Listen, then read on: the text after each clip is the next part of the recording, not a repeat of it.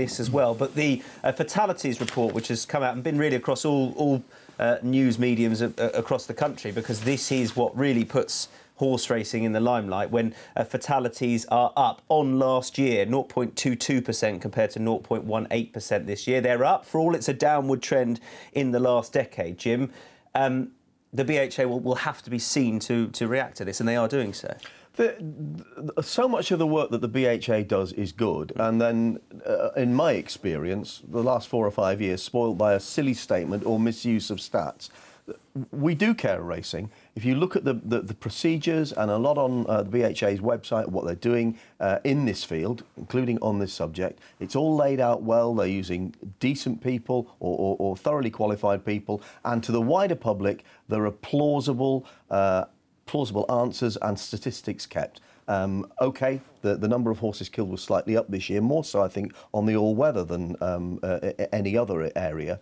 But basically, the 5-year average is dropping. Are you surprised, Kim, that given the current times and the work that the BHA and the industry as a whole has done on this, are you surprised that fatalities have risen in the last year, and what might it be down to, do you think? I think that the chances are that a lot of it's done because there are more horses in training and more horses racing. As Jim was rightly saying, there's more with the racing now, so therefore there's more horses running quicker. They're not having a long break between one race to the other.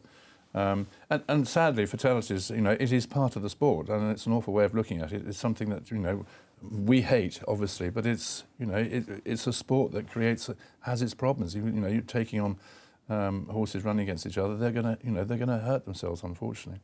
And it's a sport. That's what's important to remember. And sometimes you get the impression the BHA doesn't. It's a sport. It's a tough sport at times. It's not Neverland.